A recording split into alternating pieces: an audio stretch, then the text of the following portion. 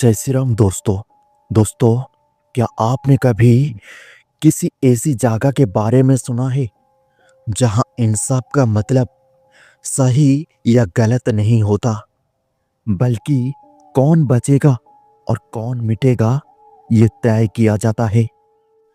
अगर मैं आपसे कहूं कि दिल्ली जैसे शहर के पास एक ऐसी गांव है जहां आज भी रात में फैसले सुनाए जाते हैं, तो क्या आप यकीन करेंगे? मेरा नाम बताना जरूरी नहीं, क्योंकि इस कहानी में नाम की कोई कीमत नहीं। मैं बस इतना कह सकता हूं कि मैं उसी गांव का हूं जो दिल्ली से ज्यादा दूर नहीं, लेकिन दिल्ली से कभी जुड़ा भी नहीं। हमारा गांव चारों तरफ खेतों से घिरा था। एक टूटी सड़क, एक सरकारी स्कूल, एक बंद पड़ा हॉस्पिटल और गांव के बाहर थोड़ा हटकर एक पुरानी चौपाल।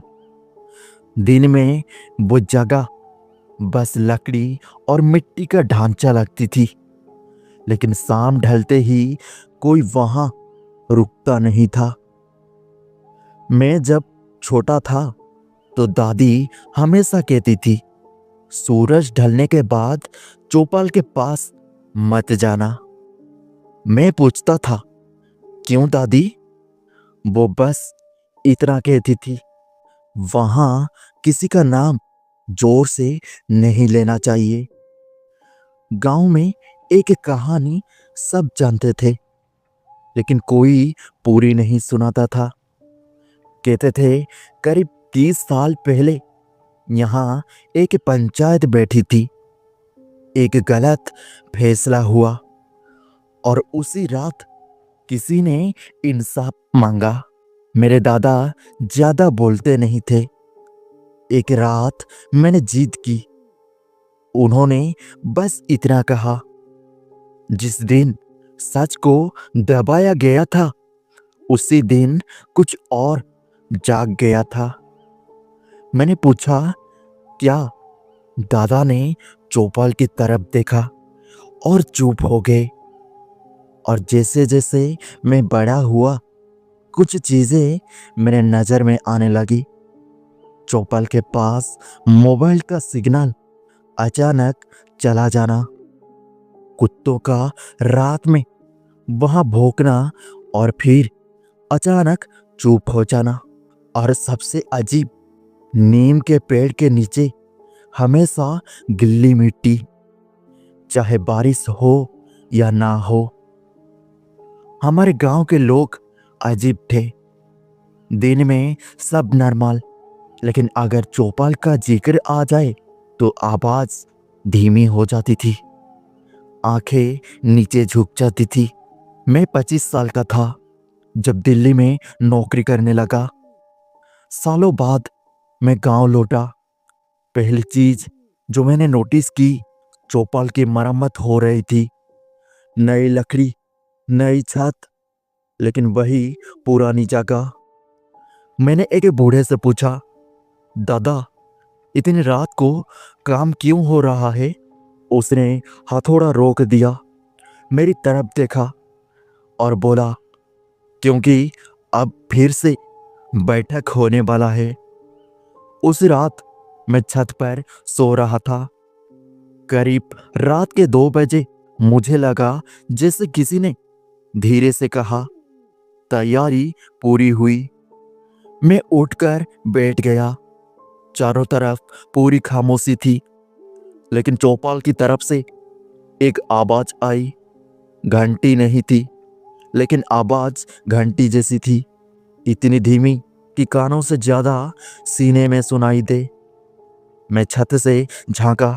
5 लोग अलग अलग गलियों से एक ही दिशा में जा रहे थे। कोई बात नहीं, कोई आवाज नहीं, जैसे उन्हें पता हो कहाँ जाना है और कब।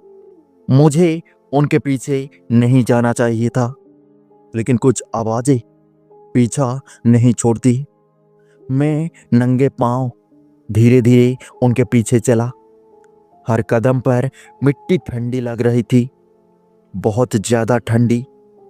चौपाल के अंदर एक पुरानी लालटेन जल रही थी।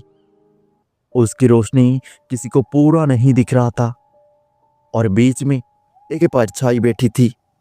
चेहरा नहीं दिखता था, लेकिन वहां बैठा होना महसूस हो रहा था। फिर वो बोला, बैठो। आवाज ना ऊंची ना डरावनी, बस बहुत पुरानी, जैसे मिट्टी ने बोलना सीख लिया हो। मैंने देखा पहला आदमी उठा और कांपते हाथों से बोला, मैंने पंचायत में झूठ बोला था, उसके बदले जमीन मिली थी। एक पल की चुप्पी, फिर वो आवाज कबूल है। दूसरा बोला, मैंने चुप रहकर गुनाह होने दिया। तीसरा बोला, मैंने इंसाफ के बदले डर चुना। हर बार वही आवाज कबूल है। मुझे समझ आने लगा, ये शिकायत नहीं थी, ये हिसाब था, और हिसाब हमेशा पूरा लिया जाता है। लालटेन की लो थोड़ी सी हिली। उस परछाई ने सर उठाया। मैंने सिर्फ आंखें देखी, पूरी काली नहीं, बल्कि बहुत गहरी, जैसे उनमें कुछ डूबा हो। और पांचवा आदमी बोला, मैंने उस रात रस्सी खींची थी और मेरे कानों में सीटी सी बज गई। दादा की आवाज दिमाग में गूंज गई। जिस रात सच दबाया गया। अचानक वो आंखें मेरी तरफ मुड़ी। आवाज बदली नहीं, बस बोला, तू बाहर है, पर सुना तूने भी है। मेरे पैर अपने आप पीछे हटे। एक सूखी टहनी टूटी और सारी नजर मेरी तरफ। और पहली बार उस आवाज ने कहा, अगली बैठक में तू अंदर बैठेगा। मैं जानता था अब देखने वाला नहीं रहूंगा। 3 दिन बाद अमावस्या थी। गांव में अजीब सन्नाटा था। कुत्ते नहीं भौंक रहे थे और मंदिर की घंटी नहीं बजी, जैसे किसी ने गांव की आवाज बंद कर दी हो। उस रात मैं खुद चौपाल पहुंचा। कोई बुलाने नहीं आया। लालटेन पहले से जल रही थी। बीच में वो ही परछाई और उसके सामने एक खाली जगह जो मेरे लिए था। मैं बैठा और तभी समझ आया, वो जगह भारी थी, जैसे सालों के फैसले उस पर जमा हो। और वो आवाज आई, क्या तू सिर्फ देखने आया है? मेरे मुंह से आवाज नहीं निकली। उसने फिर पूछा, या कुछ छुपाया है? मुझे बचपन याद आया, वो रात जब इमरान चाचा मरे थे। मैंने देखा था, रस्सी खुद नहीं हिल रही थी, किसी ने खींची थी और मैं भाग गया था। मेरे मुंह से निकला, मैंने डर चुना था। मेरी आंखें अपने आप झुक गई। वो बोला, डर भी एक फैसला होता है। और लालटेन बुझ गई। अंधेरे में सिर्फ आवाज रही, हिसाब पूरा हुआ। मेरी छाती में तेज जलन हुई, जैसे कुछ अंदर से निकल रहा हो। सुबह मैं चौपाल के बाहर पड़ा था। गांव में 5 लाशें मिली, कोई चोट नहीं। डॉक्टर बोले दिल अचानक रुक गया। गांव ने फिर झूठ कहा, कुछ नहीं हुआ, बस इत्तेफाक था। और चौपाल बंद कर दी गई। मैं समझ गया, वो कोई सींग वाला शैतान नहीं था। वो इंसान था जिसने गलत होते देखा और चुप रहा। रात को मुझे सांस लेने में दिक्कत हुई। शीशे में देखा, मेरी आंखें पहले से ज्यादा गहरी थी और कानों में एक फुसफुसाहट, अब तू भी बैठ सकता है। आज मैं दिल्ली में हूँ। चौपाल फिर से टूट रही है, लेकिन हर अमावस्या मेरे फ़ोन पर एक मैसेज आता है, बैठक बाकी है। और अब मैं जानता हूँ शैतान किसी और दुनिया से नहीं आता, वो हमारे फैसलों में पैदा होता है। और जब हम चुप रहते हैं तो वही पंच बन जाता है।